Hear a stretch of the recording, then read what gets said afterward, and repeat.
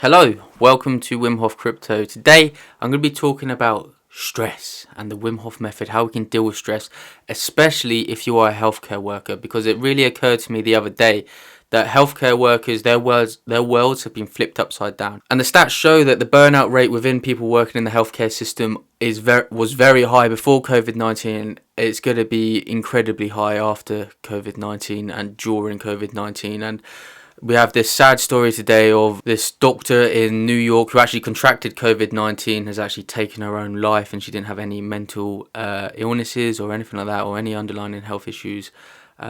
She actually took her own life instead of going to work. She just couldn't deal with the pressure. So today it's all about getting across the message that the Wim Hof Method can de-stress. And if you are one of these heroes during this crisis, then you need better stress management than what they're telling you to do, because I've seen it and it seems to me like not enough.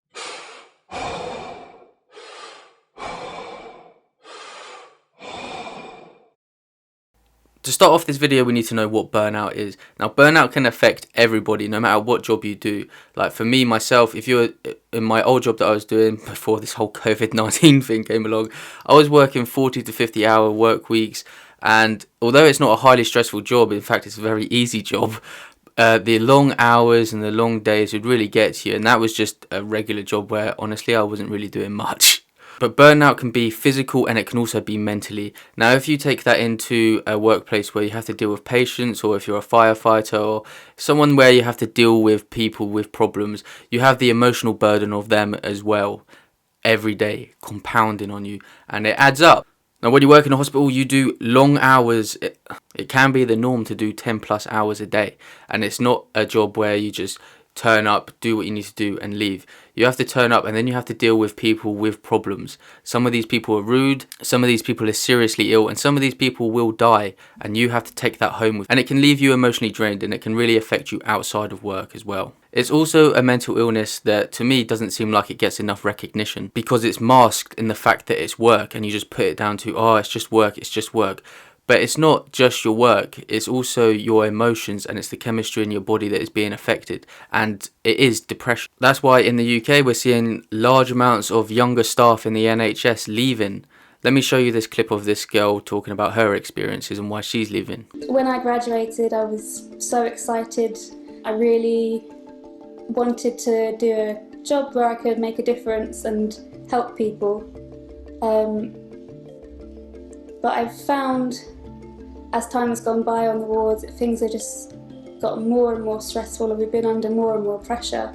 I felt like I wasn't giving good care to my patients, or the care that they deserved rather, because there just wasn't enough time. And because I was so stressed and run down, I wasn't being as caring as I know I could be.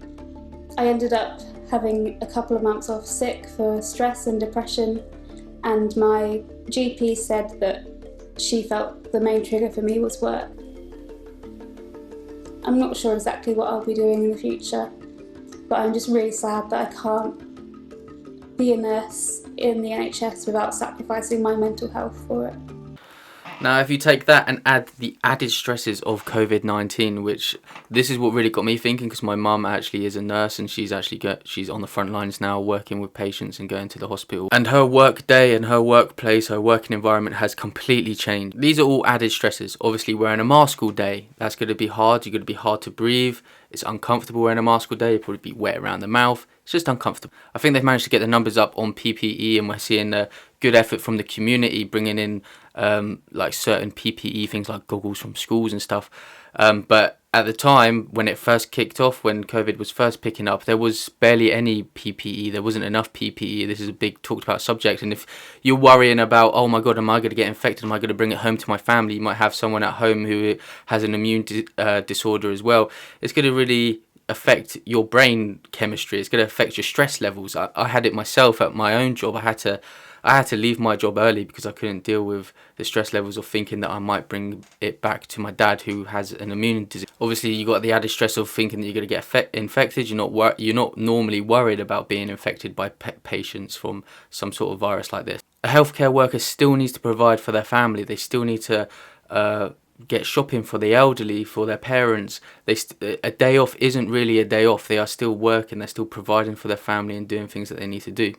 A lot of the hospitals have been restructured, so a lot of people are working in different areas of the hospital, and it's not with people that they're normally working with. It can be hard to integrate into people that have worked with each other for a long time. That can affect a person's morale, and it can affect your stress levels, and it can affect how you feel at work. And obviously you can't see your family and friends outside of your own house, so if you are someone that lives alone, it's very hard for you to deal with all of these added stresses up on an already stressful job. So I can understand why burnout rates are really going to skyrocket, and we have stories, very sad stories, like Dr. Lorna Breen, who decided to take her own life from not being able to cope with these stresses, and she had no underlying mental health issues before. So it got me thinking, what stress management are they advising to people working in the hospitals? And this is their video, this is what they recommend. There are things that you can do to help you take care of yourself. Give yourself permission to take regular breaks during your shifts. It's important to try to eat, drink, and sleep properly. Try to think about and use strategies that have helped you in the past to cope with stressful situations. Make sure that you try to take some time out between shifts. It is not selfish to look after yourself. Stay in touch with your friends and family. Even if you can't see them in person, you can have video and phone calls. Engage in physical activity. Maintain a routine as much as you can. Plan regular activities that help you feel good.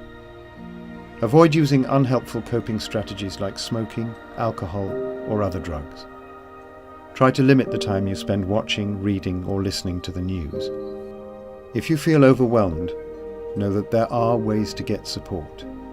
Talk to your colleagues, your manager, or someone else that you trust about how you're feeling.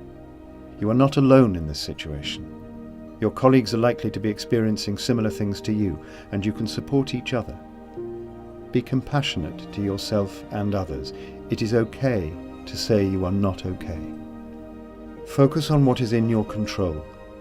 Pay attention to things that are going well when you can. Share and celebrate the successes or small wins. Remember, this is a marathon, not a sprint. Even though this is a marathon, it will not last forever, and the epidemic will end. Now, this is no extra stress management to an already highly stressful job, and if this is what they recommend to people, it's obviously not working, because we're seeing higher increases in burnt out staff in hospitals. So I would say there needs to be an alternative. There needs to be some real stress management, maybe some real stress therapy, and this is where I recommend the Wim Hof Method. And I'm not the only person that recommends breathing techniques. There's also a lot of online data that shows that these breathing techniques can also help with the effects of COVID-19. Now, even if you were to take the protection that these breathing techniques can give from COVID-19 by boosting your oxygen levels, boosting your immune system, and the proven science from Wim Hof himself and the studies that were done on him with the injection of endotoxins, if you were to take all of that aside and just look at it from a stress management point of view, then the Wim Hof Method is also proven to de-stress and make the blood more alkaline. It gives all these healthcare workers an extra tool to be able to deal with these added stress. And if you don't believe me that the Wim Hof Method can de-stress someone and bring someone out of the depths of depression, then just look online for yourself. Join the Wim Hof Facebook group and you will see the countless number of people that are changing the chemistry in their brains with this method. And it's very simple. It's just 30 deep breaths. 30 of those. On the 30th one, you breathe out. You leave with no air in your lungs for as long as you can. When you feel like you need to take a breath, you take a deep breath in, you hold it for 15 seconds and you repeat it 3 times. Then you combine that with getting into a shower and gradually turning it around to cold. It is simple as that. It makes your blood alkaline, it de-stresses you, completely changes how you deal with stress in your life. If you don't have mechanisms like this, then it compounds in your blood, and over time, it's going to make you very depressed. You could end up doing something silly and you will definitely need to take some time off work. I expect after this COVID-19 to pass, we will see a huge spike in medical workers taking time off work, taking sick time off work, and it's going to affect, that will be another effect on society. It's going to have a domino effect. So stress management is key, and the information that they are putting out to deal with stress management in these times is not good enough. You need to be able to deal with your changing surroundings and also the change in your body, your hormones, your immune system, all of it. You need to make the change and they need to be recommended. I would love to hear from any healthcare professionals if you are doing the Wim Hof Method in this time. I would love to hear your stories. You have the power within you to not only beat COVID-19 but also beat the mental pressures that come with it. Thank you for watching all the way to the end. I hope I've inspired someone to breathe. I make these videos to inspire myself every day to breathe, work out, be healthy, dollar cost average into cryptocurrencies and take the power back mentally and take the power back financially for ourselves as well. Also, if you know anyone dealing with depression and stress in these difficult times, please recommend them the Wim Hof Method. Just go and look online for yourself. There are thousands of people that are getting involved and doing it because it's very easy. You don't have to pay any money. You just breathe and you just shower. Simple. I'll see you in the next video. Goodbye.